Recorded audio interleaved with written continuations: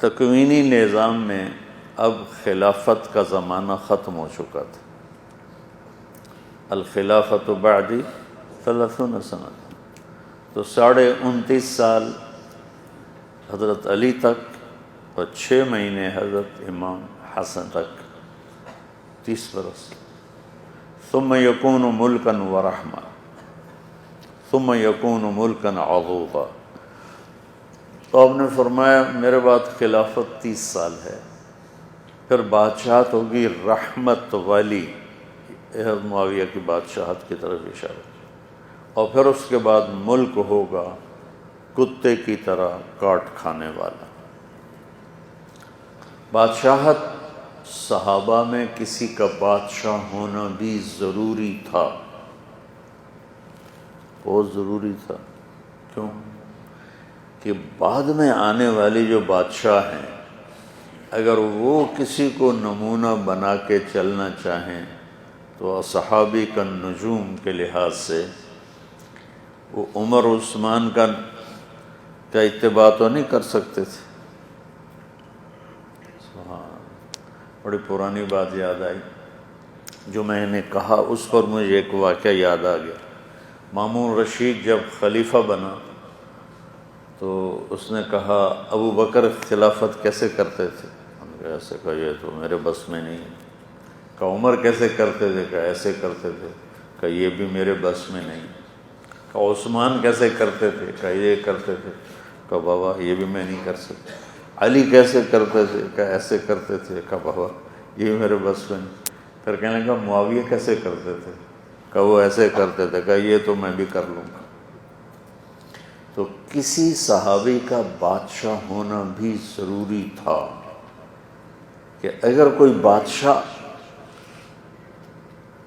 اللہ کو راضی کرنا چاہے تو ایک نمونہ موجود ہے.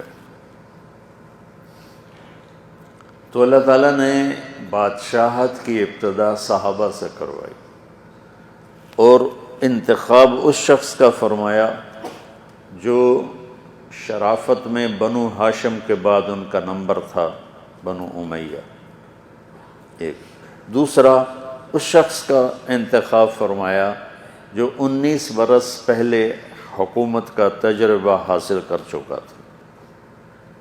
یزید بن ابی سفیان کو حضرت عمر نے گورنر بنایا شام کا، ان کا انتقال ہو گیا تو حضرت عمر نے حضرت معاویہ کو گورنر بنایا.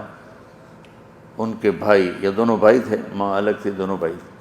تو یزید بن ابی سفیان کے مرنے پر عمر رضی اللہ عنہ نے معاویہ رضی اللہ تعالیٰ عنہ کو گورنر بنایا ملک شام کا. ابو سفیان نے پوچھا، چونکہ ان کے بیٹے پہلے تھے، حضرت عمر سے پوچھا کہ امیر المومنین کس کو پھر امیر بنایا ہے شام کا؟